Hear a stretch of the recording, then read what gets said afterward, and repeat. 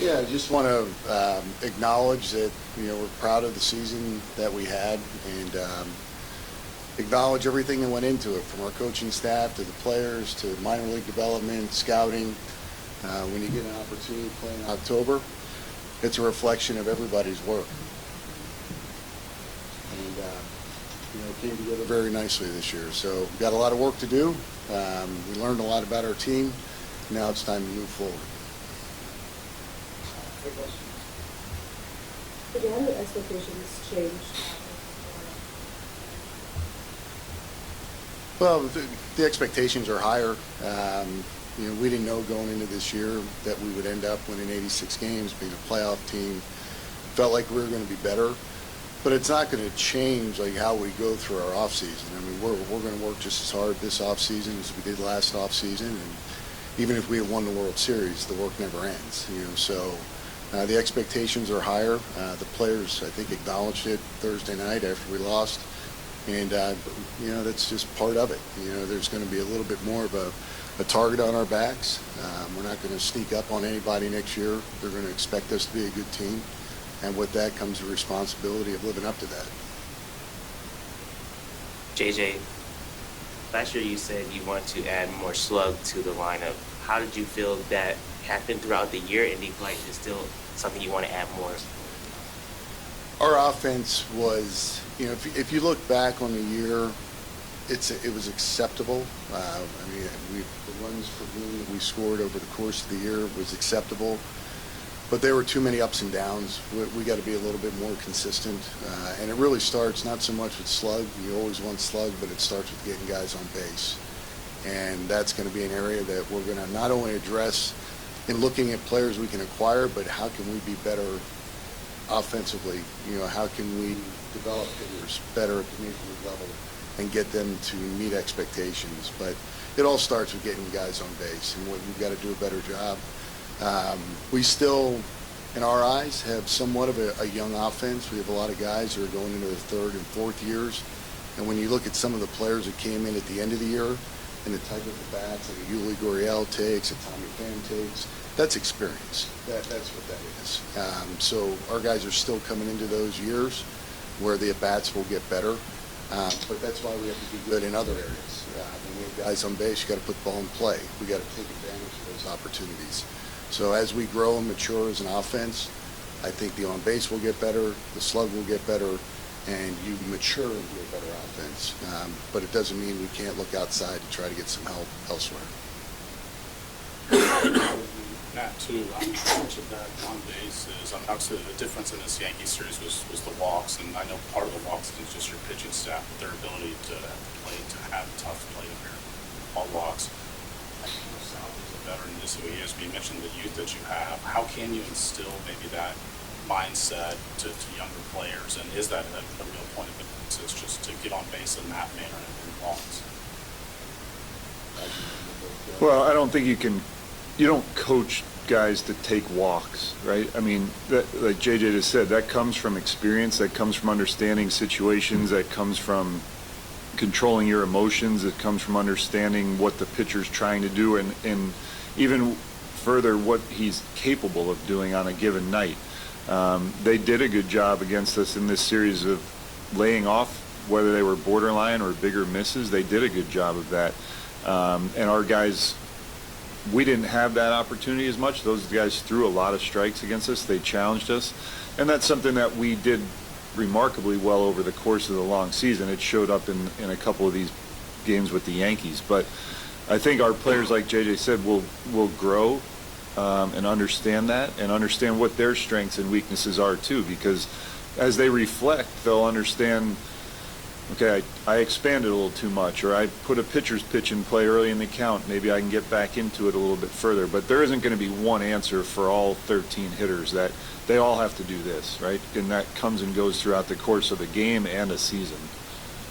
JJ, I mean, your first off-season, this job, you were looking for a manager. Last year, you're trying to improve on, a 106-loss season. What's the advantage of having, a foundation this year? And what areas is that going to show up for you at?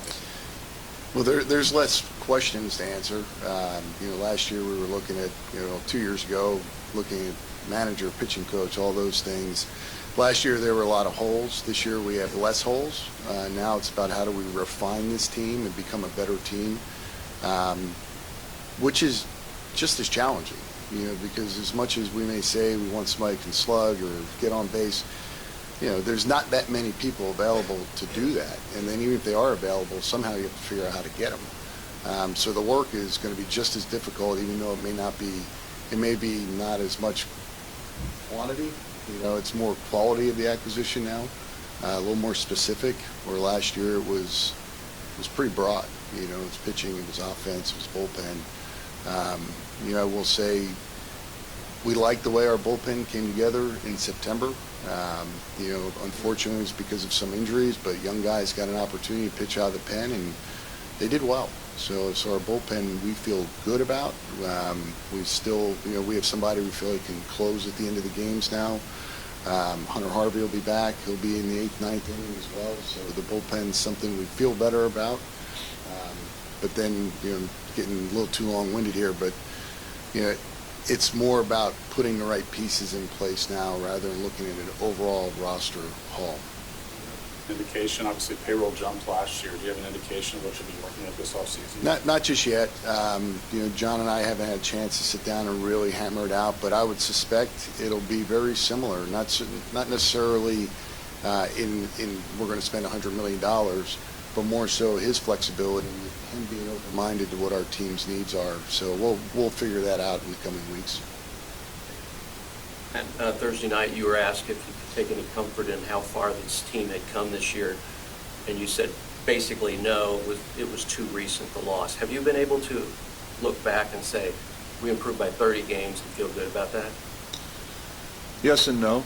I mean, I think what I struggle with, to be honest, is what the external expectations are versus what they are in that room. And I think there's a big divide there, because regardless of what people thought we should or shouldn't do last year or this year, the expectations for all of us in that room are that we're going to win every night.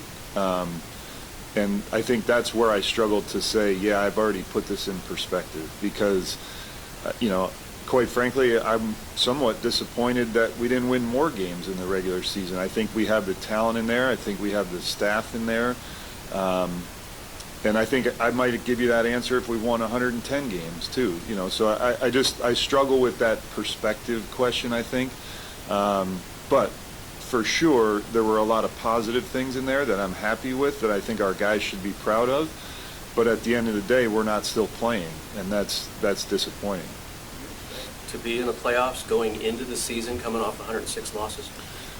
Yeah, because when we showed up in spring training, the acquisitions we made and the development of some of the younger players, I knew we were going to be competitive. Now, what does that look like over a course of a full season? Who knows? You have to have health, you have to have things go your way in games, you have to have a lot of things, bounce your way, and we did, and that's okay. We made some of our own luck. We had some luck come our way. But the sentiment in that room when we showed up to Surprise in February was, this is a winning team. And there were guys that have won before. That was something J.J. did a great job of last year, of acquiring guys that have been in this situation, understanding what it takes to win in the big leagues. And I think that we hit the ground running with that from day one. And so, yes, I did have that expectation. One thing, you talked about several things that went your way. Was the one thing you look back on and say, well, that was special? Well, our starting pitching was absolutely remarkable. I mean, you have 4 guys that, I don't know the exact numbers off the top of my head, but somewhere in the low 3s ERAs throughout the course of a year, where the pitching is top 1, 2 in the league for the whole year, health-wise. We were remarkably healthy, not only with the pitchers, but the position players as well. So those are the things that really jump out. Matt, first, you expect any changes in your staff, or you think they'll all be back? No, we're having everybody back unless they get opportunities for promotions elsewhere, which we would be happy to look into. But no, we're having everybody back. A couple for you, J.J. You kind of talked about a lot of these things here, but do you have a specific shopping list? You kind of had a shopping list last year for free agency. Well, when we look at our offense, I mean, it's somebody at the top of the lineup that can get on base. Now, that doesn't mean it can't come internally. You know, that person hasn't emerged just yet, but a year from now, we may be sitting here and somebody did take the reins and get on base. But that leadoff spot, I mean, you all know, we were, you know, circulating guys all year long trying to find the right person. And when we got Tommy Pham, he stepped in and did a nice job. But that's one that stands out when you just evaluate, you know, our lineup. But every lineup, you know, and the better lineups that we faced, they're deep. So the more you can push guys down, the better our lineup will be.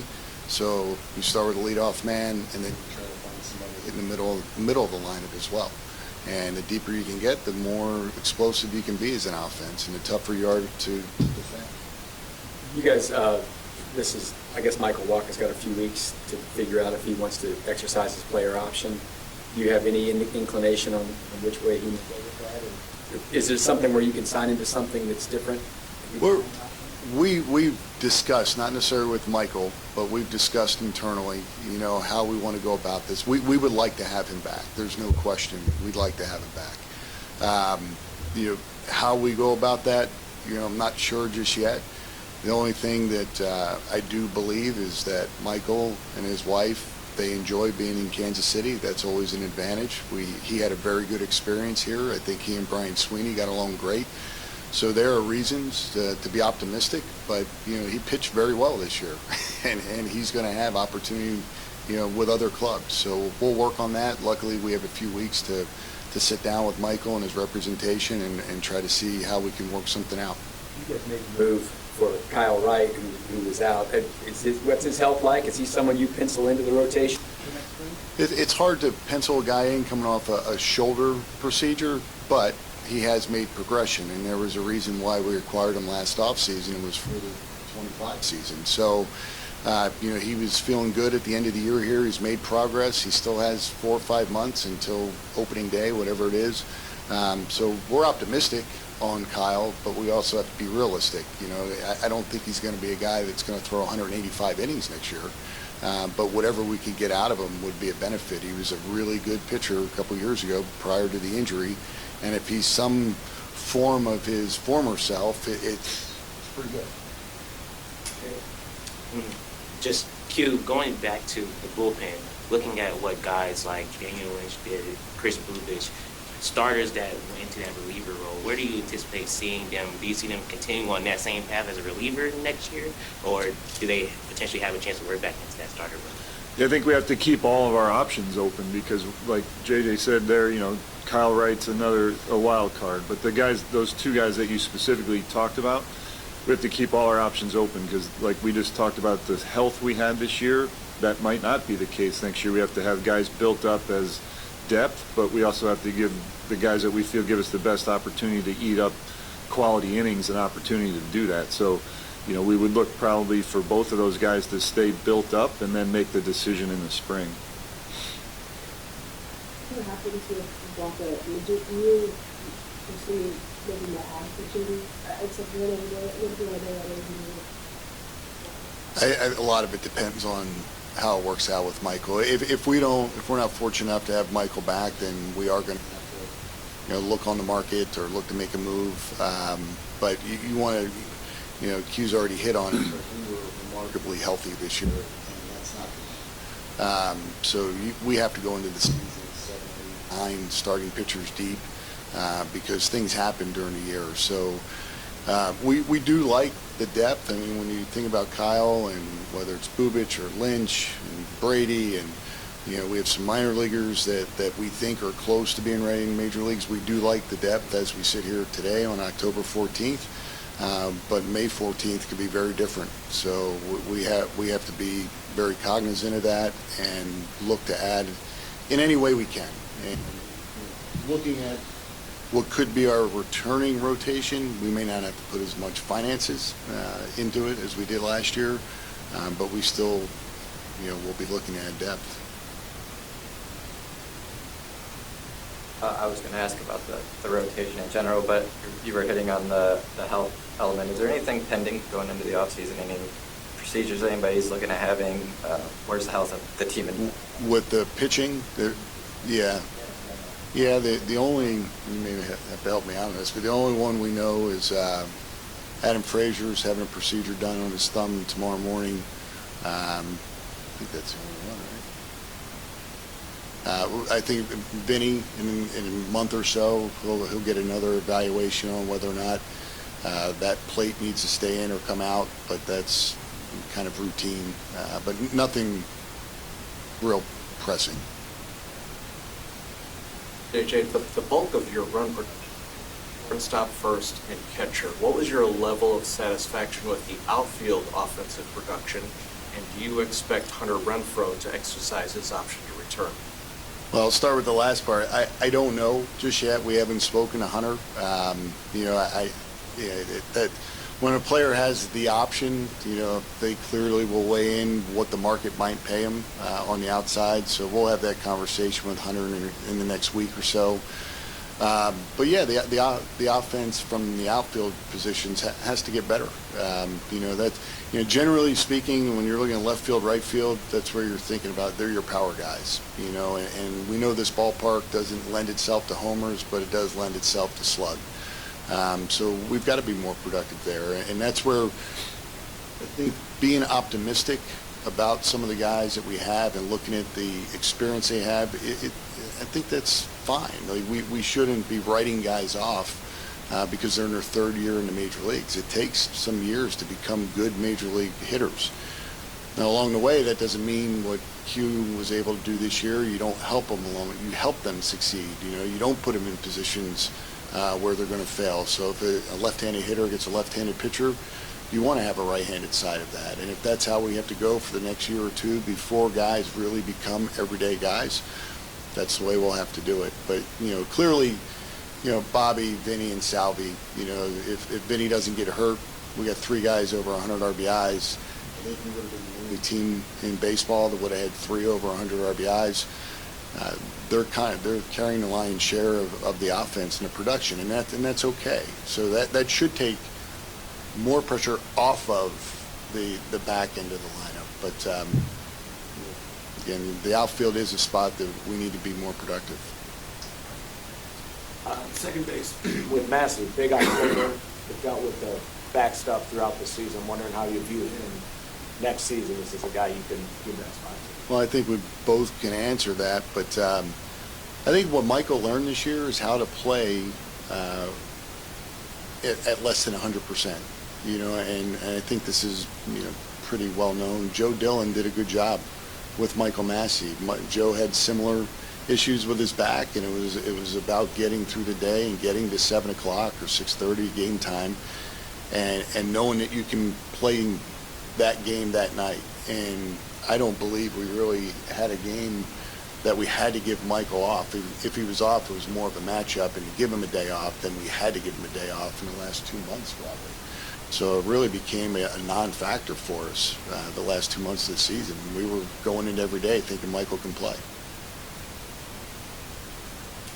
Matt, first time in the postseason, takes away something from every experience. What did you take away that maybe you can apply, when this team does reach the postseason again? Well, the fine line of winning and losing in the playoffs is magnified. The intensity of the games, that's something that really stands out. The understanding that there are going to be no free at-bats or free, you're facing the best of the best, especially the way these series were structured with the days off. You saw how the Yankees used their bullpen, same way we did, right? Shorter leashes for the starting pitchers, understanding that you're going to have to either manufacture something or there's going to have to be a big moment in every game where the game gets swung with a big swing of the bat. I mean, you look not just at our series, but how all these other series have transpired, and there usually is that one big moment. So you got to just stay within striking distance, and I think that's part of the benefit to the way that we play is we did that a lot throughout the year. You saw, especially the first 2/3 of the year, we were in a lot of those close games, and something swung them 6th, 7th, 8th inning, and I think our team was built for that. But that's probably my main takeaway. J.J., you mentioned the fact that you prove, like, maybe whether it's corner outfield or get more on base, any way you can. So you had a conversation with John that allowed you to those methods were free agency. Do you foresee being flexible to potentially improvement with parting with talent in your organization to acquire? You're talking about trades, yeah. Yeah, I think we have to be very open-minded to it. You know, if we're going to sustain success over a number of years, it's unrealistic to think that every player that puts on a Royals uniform that came out of our minor league system is going to play all 6 years and becomes a free agent. That doesn't mean we're necessarily wanting to do it. It just may be out of necessity, you know, and a lot of that will just be dictated by the interest other clubs have, because you don't do it just to do it. You do it because you can add to your system, add to your major league team. So the value of the player and the interest that the other teams may have in the player is really going to dictate if and when and how that'll happen. You don't find this out for sure until this offseason, but the fact that you did have a better year, that Bobby's locked up for so long, how much more attractive do you feel like this place will be to players that you want to acquire? Well, just going through our experience last year, a lot of the free agents, you know, brought that to our attention. You know, you have a potential superstar on the field, so it's certainly going to help. It's not going to hurt. You know, when players reach free agency, you know, in my mind, they go through three phases. One, do I belong? Two, how do I stay? And then three, I want to win. You know, and that's when guys reach free agency, they're in that third stage. So they're going to want to go to places that they fit and they believe they can win. And then when you look at some of the foundation that's here right now, I would think we'd be attractive, and Bobby and Salvi would be two of the guys they'd be attracted to. The coaching staff stays. Do you foresee adding anybody like you did last year? No, not currently. You know, if something came to our attention that we thought we needed, you know, to be honest, we've been done for a couple of days, so we'll do a full audit. You know, we'll ask the guys in each department to see what they feel like, either resources or staff that they might need or want, and then, you know, if that's the case, we'll bring it up to JJ and Scott. But I don't see anything jumping off the page that we're definitely going to add this or anything like that. How confident are you in Mike Mercy as your third baseman guy in an area that you could potentially upgrade? Well, Mikel's one of those players that we believe is going to continue to get better. You know, Mikel likes the bigger stage. I mean, I think we saw that in the playoffs a little bit. His defense is outstanding, you know, whether he's at third base or second base, and there's a lot of us at center field. I mean, we did it in spring training. He's such a good athlete. Mikel's a young major league hitter, and, you know, I think he'll go through these spurts where it's, you know, he's really hot and he's really cold. Hopefully when he's cold, other players around him are playing better. But we have confidence in Mikel. We like Mikel a lot as a player, and we just have to be patient with him. And as long as other players are doing enough for us to be good offensively, you can go through those things, whether it's MJ or whether it's Mikel. You know, so they're the two guys that have really big upside, and it's hard to get players that have that athleticism, defensive talent or offensive pop and potential. You know, they're players that every organization wants. You just have to stay with them and keep running them out there and protect them the best you can. Matt, what's kind of the next step you want to see this group take next year? Well, we got to continue to get better in all areas. You know, there isn't one secret for you do this and all of a sudden it's figured out. You know, you don't ever have this game figured out. You know, we kind of went from an area where, like JJ said, there were a lot of things we needed to improve on. Now it's marginal improvements and continuing to play at a high level consistently. And I think some of that's mental, some of it's physical. But overall, it's just continuing to push forward and not be satisfied with where we got to this year. And I don't think that's an issue at all. I think those guys left the room the other night with a really sour taste in their mouth, and I think that'll be motivation enough to really fight through and continue to get better. Matt, from an analytical standpoint, what did manager Matt Quatraro do better in year 2 than he did in year 1, and where's the areas of improvement you're looking for in year 3?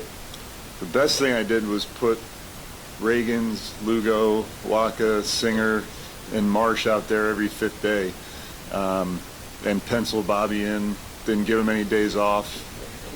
those were analytically, those were really good decisions on my part.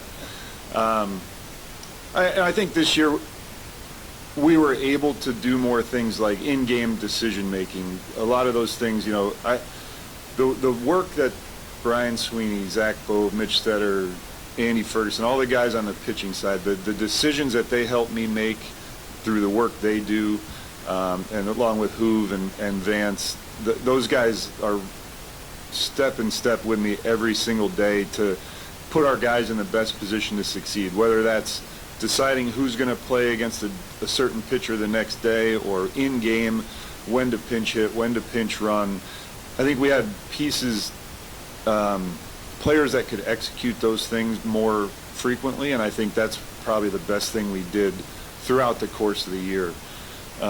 Room for improvement, certainly. You know, I mean, I ask regularly through our R&D department, you know, the analytical part of it, like an audit, a full audit on decision making. You know, did we make the decisions, not only the right ones, but when we should have? Did we wait too long?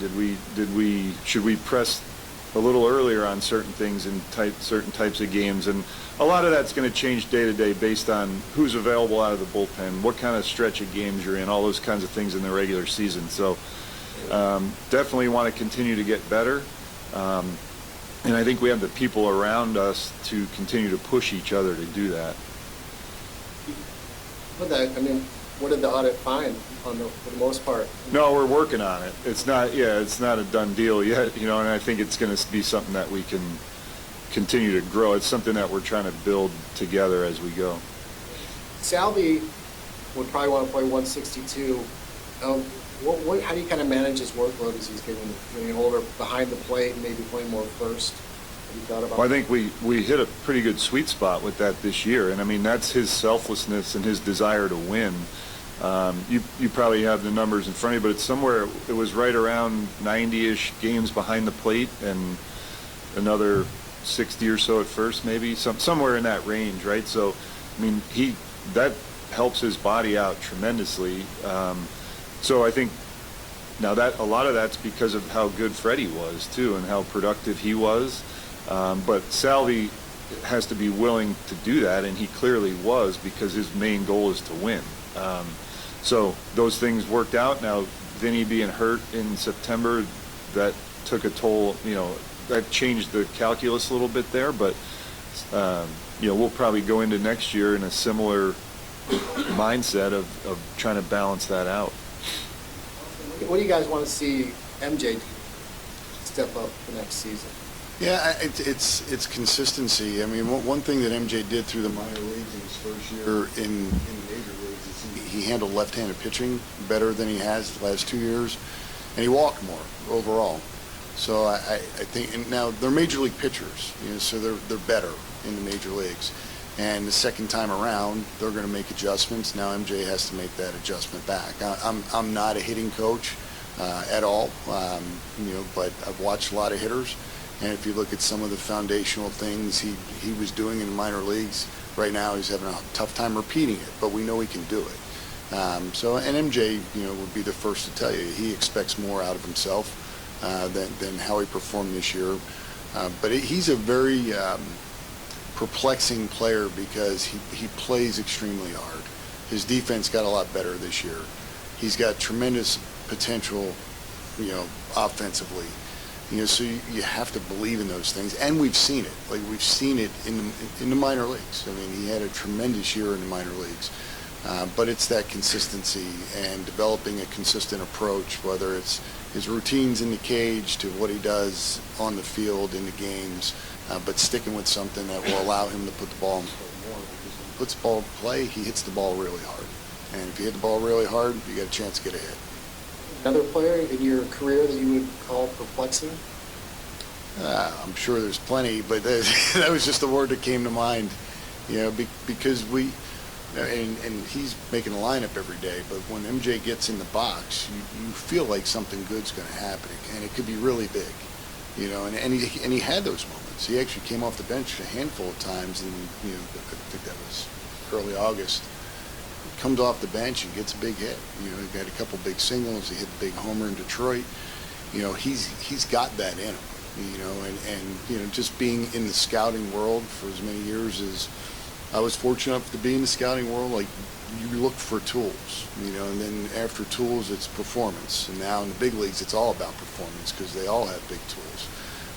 But again, he's somebody that we feel good about. Like at some point, it's going to click, and it's got a chance to be pretty special.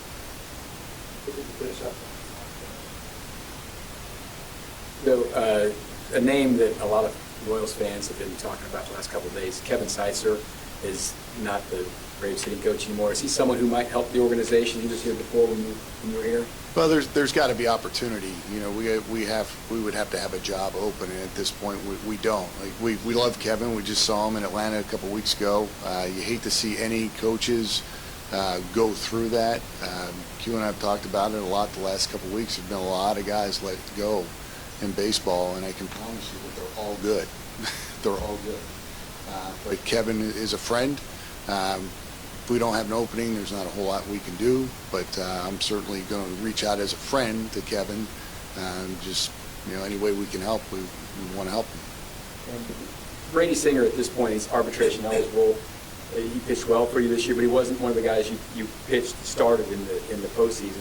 Are you to the point now where sign him past free agency? Is he trade value? I mean, where are you? Are you in that little spot with him right now in his career? Well, Brady had a good year for us. I know at the end he struggled a little bit, but Brady made another step in his career. So, he's got 2 years of control left. If we were fortunate enough to be playing tonight, Brady would have been in the rotation for a 7-game series. So I wouldn't read a whole lot into that. It's just, Michael and Seth and Cole were the three we were going to go with. But Brady would have been back in the rotation for this series. So, as of right now, the guys we have coming back, we feel good about it. And again, if something were to come up, whether it's Brady or any other player, we always got to listen. But as of right now, on October 14th, Brady's going to be in our rotation. Regarding Bobby, from the beginning of spring till the end of the season, how, if at all, did you see him grow as a leader, find his voice in that dugout or clubhouse? Yeah, tremendously. I mean, I think a lot of that goes into Salvi and Bobby as a team. They're really good leaders. We put other guys around him too that kind of helped bring that out of him. I think too, with the Fraziers and Wakas and those guys, that Will Smith, the guys that are really professional, have been around a lot. But Bobby really, I think last year, understanding, the second half of last year, understanding what he means to other people. He's so humble that we've talked about that a million times. But understanding that people are looking up to him, his own peers are looking up to him, and understand because he is talented and because he does things the right way, that's going to be something that's expected of him. And I think he's embracing that. So I've seen him grow in that area tremendously. Looking at the veteran leadership, how important what will be those intangibles to potentially re-signing some of those guys that are free agents? And secondly, how do you guys look to fill out your bench? Will you look at some AAA guys to potentially step up again in some of those bench roles? Yeah, I think it's a little bit of everything. I mean, Sam's question to Q about what did you take out of this year, for me, was like that veteran leadership is really important, and the character in the clubhouse is really important. Like, we've always believed that, but we watched it this year from day one in spring training, having guys like the Will Smiths and the Strattons and the Renfros. They change the culture because they're winners. So always going to keep that in mind, even more so now than ever. But we're going to have to use our system too. We're not going to be able to go out and just target all the veteran guys that've been in playoffs and sign them all to big deals. So there are going to be guys, and there needs to be a pipeline. Guys that get up and get a taste of it, and maybe they get sent back this year, but next year they're a bigger part of it, and the following year they're an everyday player. That's how this thing needs to work. I mean, we're still. Our market size is our market size. We're not going to be free agent players, heavy free agent players year in, year out, but that's where the development of our farm system is paramount to our success. So we're going to have guys that trickle into the major leagues and get experience that will be part of playoff rosters in the future, and that's going to be how we have to operate. And if we can sprinkle in a couple guys that have great experience in major leagues, then that's even better. JJ, this isn't specific to you, but 3 of the last 4 teams are $300 million payrolls. Does it bother you? Is it bad for baseball that payroll, it's gotten that disparity? Yeah, I mean, it's hard to say, no, it doesn't bother me, but it's the rules. Like, there's not a whole lot we can do about it, you know, and I really believe if Mr. Sherman said you have $75 million to spend, or $100 million, or $150 million, like, we have to make that work. Like, that's our job. So whatever the rules of engagement are with any particular owner, you have to make that work. There are teams still playing that don't have huge payrolls. So, and there are teams that have won the World Series, us being one, that doesn't have a huge payroll. So I just think that it's something we just have to accept. I don't think it's going to change, and it's certainly not going to change by every of 25. So we just move forward, and it's really not even a topic in our front office. We just know that that's where we are. JJ, I just wanted to clarify something you mentioned earlier about Mike Cal, that in center field a couple of years ago. Is that still something you? No, I probably shouldn't have said that, because we had injuries in spring training that year. We had a bunch of guys go down, so we put Mike Cal out there just to see him move around. He can move around. What I was speaking to is just more about his athleticism and how special he is defensively. Thanks.